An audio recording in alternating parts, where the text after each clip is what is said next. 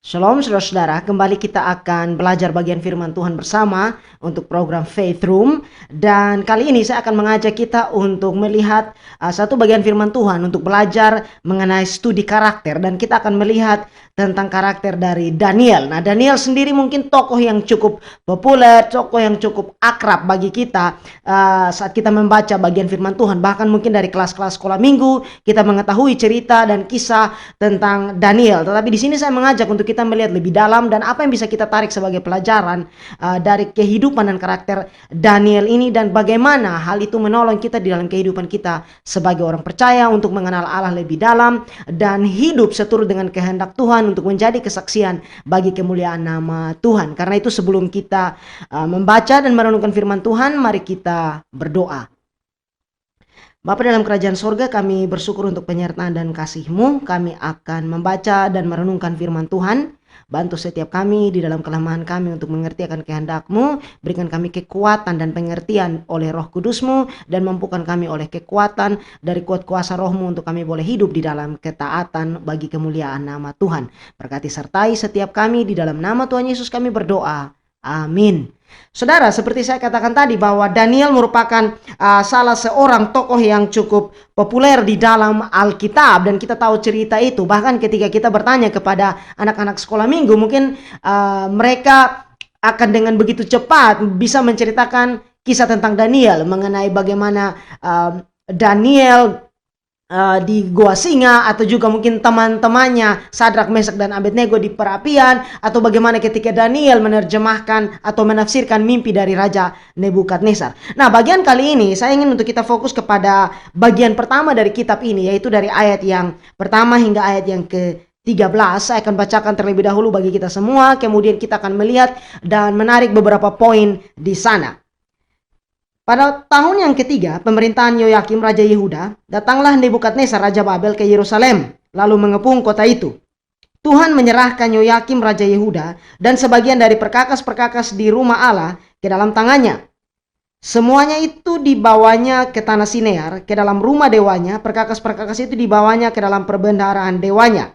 Lalu raja bertitah kepada Aspenas, kepala istananya, untuk membawa beberapa orang Israel yang berasal dari keturunan raja dan dari kaum bangsawan, yakni orang-orang muda yang tidak ada sesuatu celah, yang berperawakan baik, yang memahami berbagai-bagai hikmat, berpengetahuan banyak, dan yang mempunyai pengertian tentang ilmu, yakni orang-orang yang cakap untuk bekerja dalam istana raja, supaya mereka diajarkan tulisan dan bahasa orang Kasdim. Dan raja menetapkan bagi mereka pelaburan setiap hari dari santapan raja dan dari anggur yang biasa diminumnya.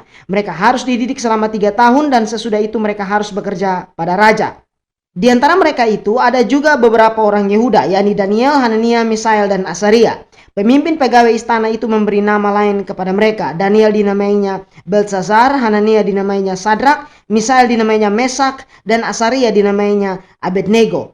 Daniel berketetapan untuk tidak menajiskan dirinya dengan santapan raja dan dengan anggur yang biasa diminum raja. Dimintanyalah kepada pemimpin pegawai istana itu supaya ia tak usah menajiskan dirinya. Maka Allah mengaruniakan kepada Daniel kasih dan sayang dari pemimpin pegawai istana itu. Tetapi berkatalah pemimpin pegawai istana itu kepada Daniel, "Aku takut kalau tuanku raja yang telah menetapkan makanan dan minumanmu berpendapat bahwa kamu kelihatan kurang sehat daripada orang-orang muda lain yang sebaya dengan kamu, sehingga karena kamu aku dianggap bersalah oleh raja." Kemudian berkatalah Daniel kepada penjenang yang telah diangkat oleh pemimpin pegawai istana untuk mengawasi Daniel, Hanania, Misael, dan Asaria, "Adakanlah percobaan dengan hamba-hambamu ini selama 10 hari, dan biarkanlah kami diberikan sayur untuk dimakan dan air untuk diminum. Sesudah itu bandingkanlah perawakan kami dengan perawakan orang-orang muda yang makan dari santapan raja. Kemudian perlakukanlah hamba-hambamu ini sesuai dengan pendapatmu." Nah, kita sampai di sini untuk melihat dan bagaimana memahami kehidupan Daniel dan teman-temannya, terutama ketika keberadaan mereka di Babel ini. Sedikit latar belakang saudara, untuk kita melihat siapa Daniel ini. Pada tahun 605 sebelum Masehi, Yehuda berada di bawah pemerintahan Raja Yoyakim. Kita bisa lihat kembali di dalam 2 Tawarik pasal yang ke-36. Dan keadaan pada saat itu kemudian Yehuda ditaklukkan oleh Nebukadnezar, Raja Babel, dan orang-orang Yehuda diangkut ke Babel, dan hal ini dikenal dengan istilah pembuangan ke Babel. Nah, pada masa inilah Daniel yang adalah salah seorang dari orang-orang Yehuda pada saat itu dibawa ke Babel. Dalam kitab Daniel ini ada juga teman-temannya yang mengambil bagian dalam kitab ini. Seperti yang kita lihat tadi, ada Hanania, Misael, dan Asaria. Nah, Daniel ini hidup 600 tahun sebelum zaman Tuhan Yesus, atau pada zaman kita sekarang, maka dia hidup sekitar 2600 tahun yang lalu. Dan di sini menarik untuk kita perhatikan siapa Daniel ini. Nama Daniel itu artinya Allah adalah hakimku. Dan artinya hakim, dan El itu Allah. Nah, dari pasal 1 ayat 3 ini kita bisa menduga bahwa dia adalah keturunan bangsawan. Lalu dikatakan di sini di ayat yang ketiga, lalu raja bertitah kepada Aspenas, kepala istananya, untuk membawa beberapa orang Israel yang berasal dari keturunan raja dan dari kaum bangsawan. Dan Daniel, Hanania, Misael, dan Asaria ini dibawa, dan mereka adalah dari keturunan bangsawan. Daniel merupakan salah satu dari sekian orang muda yang cakap yang dipilih untuk bekerja bagi Nebukadnezar. Tetapi sebelum itu mereka harus dididik selama 3 tahun di sana. Nah, di sini perhatikan saudara, Nebukadnezar cukup pintar. Menurut saya dia cukup pintar dengan cara ini. Sebab dengan merekrut orang-orang muda ini, kita tidak tahu dengan pasti berapa usia Daniel saat dia direkrut atau dipilih. Ada yang berpendapat bahwa mungkin dia berusia belasan tahun, sekitar 15 sampai 18 tahun, atau mungkin lebih muda. Kita tidak tahu dengan pasti, tetapi dikatakan bahwa mereka muda. Nah, Nebukadnezar cukup pintar dengan merekrut para orang muda ini. Pertama, bahwa dengan mendidik mereka dari masa muda mereka, dia bisa mempengaruhi mereka atau memberikan pandangan-pandangan yang membentuk pola pikiran orang-orang muda ini, pola berpikir orang-orang muda ini. Yang berikut, bahwa dengan itu dia bisa mengendalikan mereka, mengendalikan generasi selanjutnya. Dan dengan tujuan yang seperti saya katakan tadi, dia bisa membuat mereka berpikir seperti orang Babel, dan akhirnya ini akan memberikan manfaat untuk kepentingan Nebukadnezar dan Babel. Kemudian dikatakan bahwa Daniel ini melayani. Kalau kita lihat sampai di ayat yang ke-21, dikatakan bahwa Daniel ada di sana, di Babel maksudnya, atau di pembuangan itu, sampai tahun pemerintahan Kores. Nah, ini cukup menarik bahwa kita lihat nanti, Kores memberikan perintah untuk orang-orang Israel kembali, orang-orang Yehuda kembali dari pembuangan itu setelah 70 tahun. Jadi Daniel bekerja di Babel itu sampai pemerintahan Raja Kores, yaitu sekitar sampai tahun 538 sebelum Masehi. Sehingga kurang lebih Daniel itu ada sekitar 67 tahun sejak dari diangkut kepada pembuangan itu. Cukup lama, dan ini hampir sepanjang masa pembuangan mereka itu. Kita tahu bahwa di dalam Alkitab, dalam catatan Alkitab dan sejarah Israel, bahwa mereka dibuang atau ada di pembuangan itu selama 70 tahun. Dan Daniel berada sekitar kurang lebih 67 tahun di sana. Mungkin bisa kurang, mungkin bisa lebih. Nah, pada pembahasan kali ini kita akan lebih fokus kepada studi karakter Daniel dan melihat penerapan yang bisa kita tarik dalam kehidupan kita sebagai orang percaya. Dalam kita melihat karakter ini, saya ingin mengangkat ada hal yang Daniel hadapi, yaitu tantangan-tantangan yang datang kepada dia, dan bagaimana dia menghadapi tantangan itu. Kita bisa lihat sebagai bagaimana dia menunjukkan karakternya. Itulah sebabnya penting untuk kita melihat karakter diuji dan muncul atau bertahan lewat tantangan yang datang. Di sini saudara lihat di ayat yang ke-7. Pemimpin pegawai istana itu memberi nama lain kepada mereka. Daniel dinamainya Beltsasar, Hanania dinamainya Sadrak, Misael dinamainya Mesak, dan Asaria dinamainya Abednego. Tantangan pertama yang mereka hadapi adalah masalah identitas. Tantangan yang mereka hadapi pertama di sana adalah identitas. Nah, hal yang menantang di sini dan menjadi masalah bagi Daniel dan teman-temannya, bisa kita katakan identitas ini, bahwa saat mereka dibawa ke Babel dan dipilih untuk melayani Raja Nebukadnezar, maka Raja mencoba untuk mengganti nama orang-orang muda Yahudi ini. Mungkin bagi kita hal ini sesuatu yang biasa, seseorang mengubah namanya. Contoh, kalau saudara lihat teman saudara mungkin namanya lain, tetapi di profil WA, di profil Facebook, Instagram, YouTube dan sebagainya, mereka memakai nama yang lain mungkin. Nah, tetapi bagi Daniel dan teman-temannya, ini adalah hal yang serius. Ingat saudara bahwa di dalam Alkitab, nama itu adalah sesuatu yang penting. Mengapa? Karena itu menggambarkan kehidupan mereka atau apa yang diharapkan dari mereka. Nah, di sini pertanyaannya mengapa nama mereka diganti? Karena Nebukadnezar mau menunjukkan bahwa dia telah menaklukkan mereka dan bahwa mereka adalah milik atau menjadi bagiannya sekarang. Itulah sebabnya namanya diganti. Dan nama yang diberikan ini, Beltsasar, Sadrak, Mesak, dan Abednego, itu bukan nama Yahudi. Itu nama Babel. Nah, di sini saudara perhatikan. Daniel yang artinya adalah Allah adalah hakim, menjadi Belsasar atau dilindungi oleh Dewa Bel. Hanania yang artinya Allah menunjukkan kasih karunia, diganti menjadi Sadrak yang artinya diterangi oleh Dewa Aku atau Dewa Bulan. Lalu Misael yang artinya siapa yang seperti Allah, diganti menjadi Mesak, siapa yang seperti Aku atau Dewa Bulan. Dan Asaria yang artinya Tuhanlah penolongku, diganti menjadi Abednego yang artinya hamba dari Nebo. Jadi di sini nama mereka dari Yahudi diganti kepada nama Babel. Saudara, sebelum lebih jauh, perhatikan arti dari nama-nama keempat orang muda ini. Daniel, Hanania, Misael, dan Asaria. Saya bahkan bisa memberitakan Injil hanya dengan 4 nama ini. Perhatikan, Daniel adalah hakim. Allah akan menghakimi dunia ini karena dunia ini telah memberontak dan jatuh di dalam dosa terhadap Allah. Tetapi juga perhatikan ada Hanania di sana. Bahwa Allah yang adalah hakim yang agung, tapi juga dia adalah Allah yang penuh kasih atau Allah yang menunjukkan kasih karunia itu. Mengapa? Sebab dia adalah Misael. Sebab tidak ada yang seperti Allah kita. Yang penuh dengan kasih, penuh dengan kebaikan, tetapi juga Allah yang adil, agung, dan berdaulat. Dan dalam semua itu, kita melihat ada Asaria, yang artinya Tuhanlah pertolonganku. Bahwa manusia yang jatuh di dalam dosa tidak bisa menjangkau Allah dengan kekuatannya sendiri. Dan tanpa pertolongan Tuhan, kita terhilang dalam dosa. Kita binasa dan terhilang oleh dosa kita. Nah, kembali saudara, identitas juga dipengaruhi oleh apa yang kita pelajari dan apa yang diajarkan kepada kita. Daniel dan teman-temannya itu diberikan pendidikan Babel, diajarkan bahasa Kasdim dan seterusnya. Nah, tetapi itu semua tidak mempengaruhi pendirian dan iman Daniel kepada Allahnya. Nah, saudara, identitas itu mempengaruhi apa yang kita pelajari dan apa yang diajarkan kepada kita. Daniel dan teman-temannya diberikan pendidikan Babel, bahasa, literatur orang Kasdim, tetapi itu semua tidak mempengaruhi pendirian Daniel dan imannya kepada Allahnya. Daniel mempelajari bahasa dan literatur Babel. Pasal 2 ayat 4b sampai pasal 7 ayat 28 itu ditulis dalam bahasa Aramaik sebenarnya, bukan bahasa Ibrani. Nah, di sini Daniel memanfaatkan pengetahuan itu, tetapi dia tahu otoritas tertingginya adalah firman Allah. Sebab kita bisa lihat dalam kitab Daniel ini, Daniel lebih sering dipanggil Daniel, bukan nama Babelnya. Dan juga perhatikan bahwa dia menunjukkan hati dan pikirannya dekat kepada firman Tuhan. Meskipun dia mempelajari bahasa Kasdim dan literatur Babel itu. Lihat di pasal yang ke-9 ayat 1 hingga ayat yang kedua.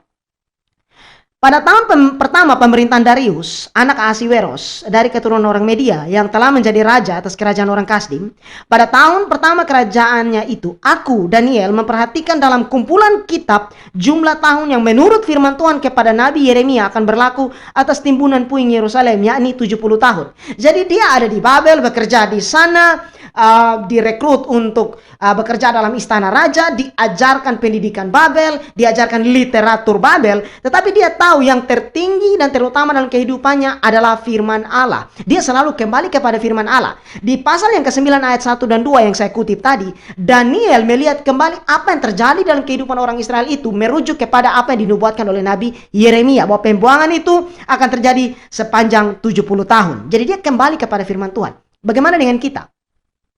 Banyak orang tidak mau mempelajari ilmu pengetahuan.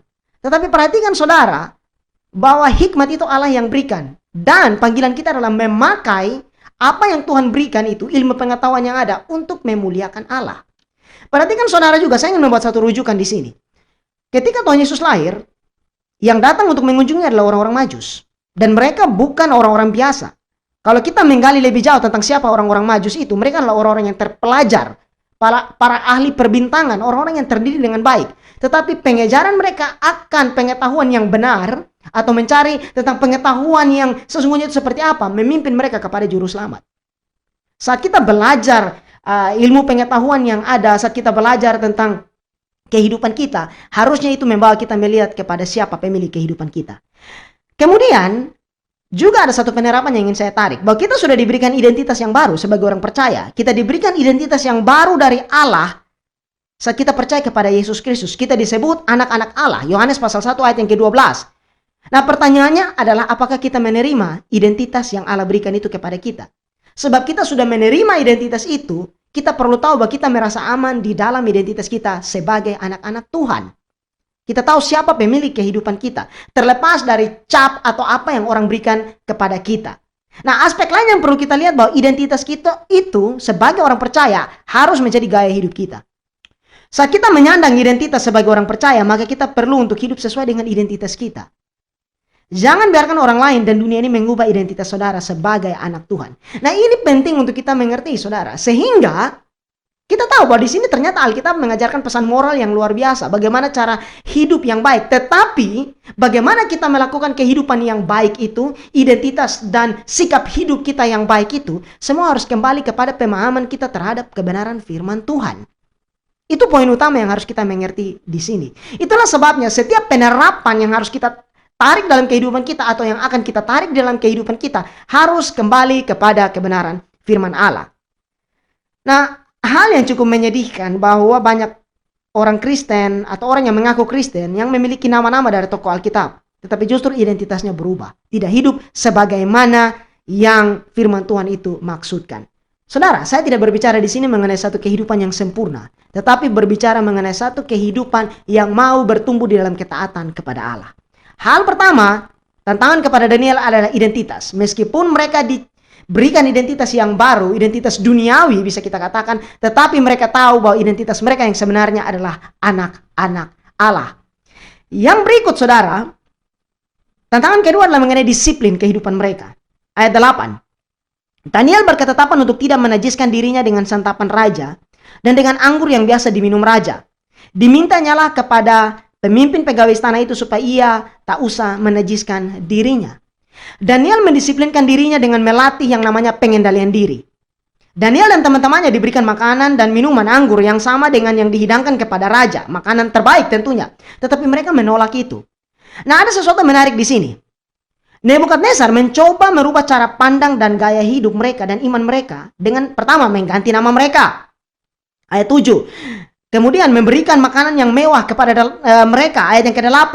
Dan kalau kita kembali kepada ayat yang ke-4, memberikan pendidikan ala Babel kepada mereka. Jadi Nebukadnezar ingin mentransformasi orang-orang ini kepada kehidupan Babel. Apa yang mau Nebukadnezar sampaikan sebenarnya? Dia ingin mengatakan bahwa mereka harus berharap dan bergantung kepada dia. Dan hal ini yang dibaca dan dilihat, dimengerti oleh Daniel dan teman-temannya. Sehingga mereka menolak semua itu.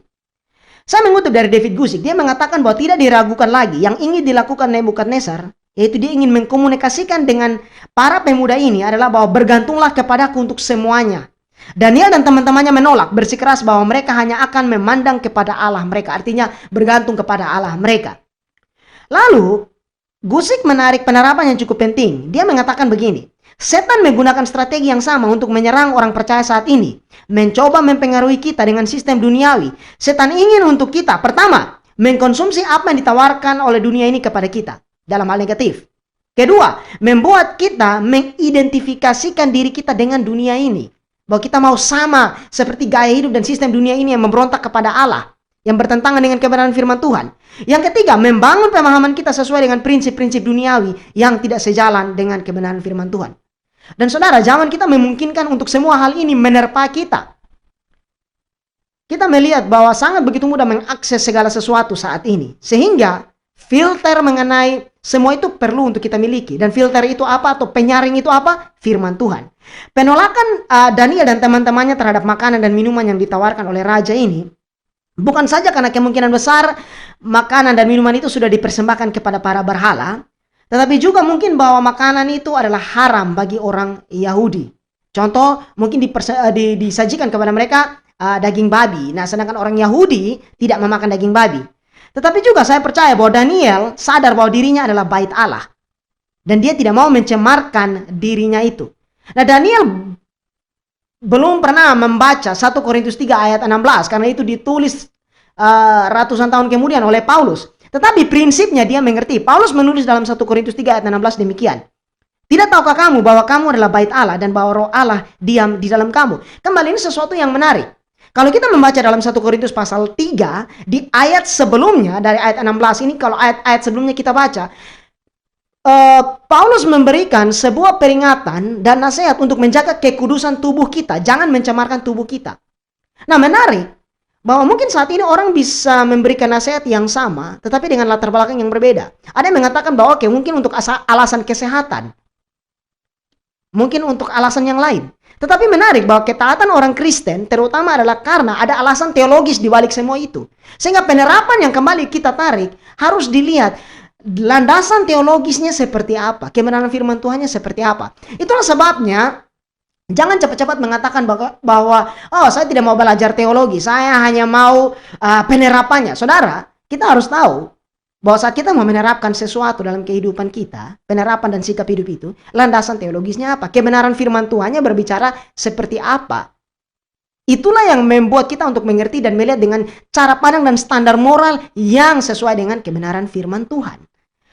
Lalu kemudian saudara, hal ketiga yang menjadi tantangan bagi Daniel dan teman-temannya, yaitu mengenai keteguhan hati. Kembali lihat di ayat yang ke-8. Daniel berketetapan untuk tidak menajiskan dirinya dengan santapan raja dan dengan anggur yang biasa diminum raja. Dimintanyalah kepada pemimpin pegawai istana itu supaya ia tak usah menajiskan dirinya. Nah, bagaimana Daniel menghadapi masalah dan tantangan terhadap iman dan kehidupannya ini? Daniel beriman kepada Allah untuk menjaga integritasnya. Daniel berketetapan. Jadi sebelum dia melakukan atau menolak semua itu, dia punya ketetapan di dalam hati untuk tidak menajiskan dirinya. Ini adalah teladan yang penting, saudara. Bahwa di tengah semua kemewahan dan hal yang ditawarkan kepada Daniel karena dia di-training di dalam istana raja, dia memilih untuk mempertahankan imannya. Tetapi kembali, garis bawahi ini, Daniel berketetapan untuk tidak menajiskan dirinya. Semua dimulai dari ketetapan hati untuk melakukan yang benar. Dan ini berbicara mengenai iman. Saudara, iman itu bukan seperti kita pahami bahwa oke, saya beriman untuk mendapatkan ini, jadi pasti saya akan dapatkan, pasti saya akan dapatkan. Tidak, saudara, iman itu berbicara mengenai kita percaya kepada Allah, apapun hasilnya. Kita percaya kepada Allah, apapun hasilnya nanti. Daniel berketetapan di dalam hati beriman untuk taat. Dia tidak tahu hasilnya akan seperti apa. Dia tidak tahu bagaimana nanti tanggapan dari orang istana, dari raja itu kepada dia seperti apa. Yang dia tahu, dia berketetapan dalam hatinya untuk taat kepada Allah. Itu yang disebut dengan iman di sini. Lalu saudara, mungkin ada yang berpendapat bahwa Daniel terlalu naif dalam persoalan makanan dan minuman ini. Bahwa mungkin itu hanya hal kecil. Mengapa harus dipersoalkan? Tetapi Daniel sadar bahwa hal kecil itu kalau dibiarkan akan terus-menerus menjadi besar dan bisa berbahaya. Dan lebih jauh kita melihat keteguhan hati Daniel ini untuk taat kepada ketetapan hukum Tuhan yang diberikan kepada dia. Ingat, Daniel ini orang Yahudi sehingga dia taat kepada hukum Taurat mengenai hal yang najis dan yang tidak najis. Nah, di sini kita perlu melihat kemungkinan dampak dari penolakan Daniel dan kawan-kawannya ini terhadap apa yang raja berikan, terhadap makanan dan minuman yang sudah ditetapkan raja itu. Saya mengutip dari Dr. John Walford. Dia mengatakan begini, masalahnya ada dua. Pertama, makanan yang disediakan tidak memenuhi persyaratan hukum Musa karena tidak dipersiapkan menurut aturan hukum Taurat. Dan mungkin termasuk daging dari hewan yang dilarang. Itu yang sudah seperti saya singgung di atas sebelumnya. Bahwa mungkin makanan itu juga adalah makanan-makanan yang dari binatang yang haram. Kedua, tidak ada larangan penuh dalam hal minum anggur dalam hukum Taurat. Tetapi di sini masalahnya bahwa anggur serta daging telah dipersembahkan untuk berhala. Seperti yang biasa dilakukan di Babel. Dan untuk mengambil bagian dari makanan dan minuman ini berarti mengaku berhala-berhala itu sebagai ilahi. Itulah sebabnya Daniel menolak semua itu. Alasan Daniel menolak makanan dan minuman itu karena alasan rohani. Ada banyak pendapat mengenai juga penolakan terhadap anggur ini. Ada yang mengatakan seperti contoh Dr. John Lennox. Dia mengatakan bahwa salah satu alasan Daniel menolak meminum anggur meskipun tidak ada aturan yang ketat mengenai anggur itu atau peraturan yang detail mengenai anggur itu, tetapi dia menolak meminum anggur itu karena mungkin cawan-cawan itu yang dipakai untuk anggur itu ditaruh adalah dari bait Allah sehingga Daniel menolak melakukan itu dianggap sebuah penistaan dan atau sesuatu yang buruk dilakukan terhadap perkakas-perkakas kudus dari bait Allah. Tetapi di sini perhatikan saudara, alasan Daniel menolak makanan dan minuman itu adalah rohani, alasan rohani. Daniel sadar bahwa apa yang dia percayai mewarnai pandangan dan perbuatannya. Ini yang saya maksud, bahwa pandangan rohani Daniel mewarnai sikap hidup praktisnya. Bagaimana dengan kita? Penting untuk kita melihat bahwa pandangan rohani kita yang harusnya menafsirkan apa yang ada di sekeliling kita. Sikap yang kita lakukan, tindakan dan keputusan yang akan kita ambil. Kembali mengutip dari Guzik, dia memberikan beberapa pengamatan yang menarik. Dia mengatakan demikian, persoalan yang dihadapi Daniel ini bukan hal yang sederhana. Sebab yang pertama, raja menentukan menu makanan itu. Menolak makanan itu sama dengan menolak perintah raja. Dan ini adalah hal yang berbahaya. Kedua, dengan menolak makanan itu, mereka mungkin akan dicap sebagai orang yang sombong dan sok rohani oleh kelompok-kelompok lain yang ada di sana. Yang ketiga, makanan itu sendiri mungkin terlihat menggoda. Keempat, mereka jauh dari keluarga dan pemimpin rohani mereka, imam mereka. Dan tentu saja, dengan tekanan yang ada sebagai orang tawanan, itu akan membuat keadaan lebih buruk bagi mereka. Dan yang berikut, mungkin akan mudah bagi mereka untuk berpikir bahwa Allah telah meninggalkan mereka dengan membiarkan mereka ditaklukkan oleh Babel. Dan sekarang menjadi orang buangan di sana. Sehingga mungkin mereka berpikir mengapa harus mempertaruhkan hidup mereka untuk Allah. Mungkin ada orang Kristen yang punya mentalitas dengan mengatakan bahwa kalau Tuhan melakukan yang baik untuk saya, kalau Tuhan melakukan yang baik untuk saya dulu, maka saya juga akan taat kepada Dia. Saudara, Allah selalu melakukan dan memberikan yang terbaik bagi kita. Allah selalu melakukan dan memberikan yang terbaik kepada kita. Persoalannya adalah kitalah yang tidak tahu apa yang terbaik bagi kita. Kita tidak selalu tahu apa yang terbaik bagi kita. Itulah sebabnya bergantung dan berserah kepada Allah dan taat kepada pimpinannya menjadi hal yang penting. Dan bagaimana kita taat kepada pimpinan Tuhan, kita perlu membangun disiplin rohani dengan tekun bersekutu di dalam persekutuan, kemudian bersekutu dengan Allah lewat firman dan kehidupan doa kita. Nah, satu catatan menarik bahwa Daniel tidak bersikap fanatik yang salah dan arogan dalam menunjukkan integritasnya di sini, dalam menunjukkan keteguhan hatinya di sini. Tetapi dia dengan hikmat melakukan pendekatan yang baik dalam hal mempertahankan imannya. Tidak selalu dengan cara yang ofensif, tetapi dengan hikmat yang baik. Perhatikan saudara, dikatakan bahwa Daniel mengajukan permintaan. Dimintanyalah kepada pemimpin pegawai istana itu supaya ia tak usah menajiskan dirinya. Mengutip dari Charles Lee Feinberg, dia mengatakan bahwa seperti Musa, Daniel tidak mau menikmati kesenangan dosa, bahkan hanya untuk sesaat.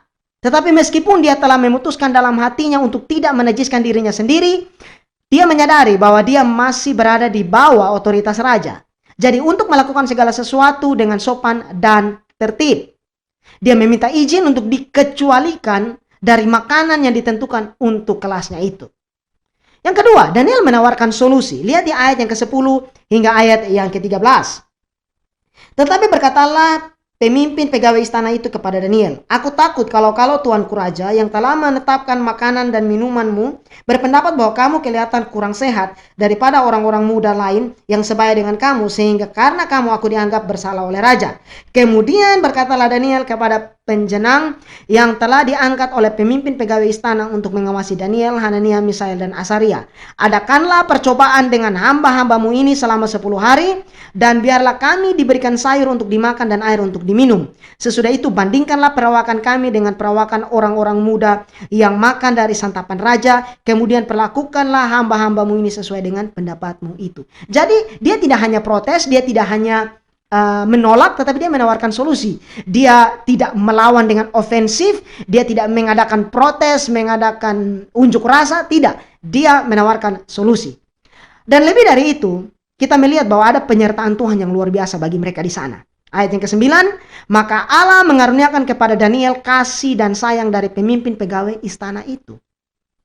Daniel menjaga imannya dan dia menyerahkan serta mempercayakan hidupnya kepada Allah. Dan Allah menyertai dan memberkati dia. Saya ingin menarik beberapa kesimpulan di sini. Yang pertama, dari 3 hal yang kita pelajari mengenai Daniel dan teman-temannya ini, yaitu untuk menjaga identitas sebagai anak Tuhan, disiplin dalam kehidupan rohani, dan berintegritas dalam hidup sebagai orang percaya. Daniel dan teman-temannya sejak awal membuat batasan yang jelas. Dan dalam keputusan dan tindakan mereka, mereka tahu ada batasan yang jelas mengenai kehidupan mereka sebagai orang yang percaya kepada Allah. Kita perlu sadar bahwa hanya dengan pertolongan Roh Kudus kita bisa dimampukan untuk melakukan semuanya itu. Dan kita perlu melihat bahwa lewat penebusannya Tuhan Yesus telah menjadikan kita ciptaan baru, yaitu manusia-manusia yang tidak lagi hidup di bawah perbudakan dosa, yang hanya mau mengikuti keinginan daging kita, tetapi kita dimerdekakan oleh Kristus untuk hidup bagi Allah.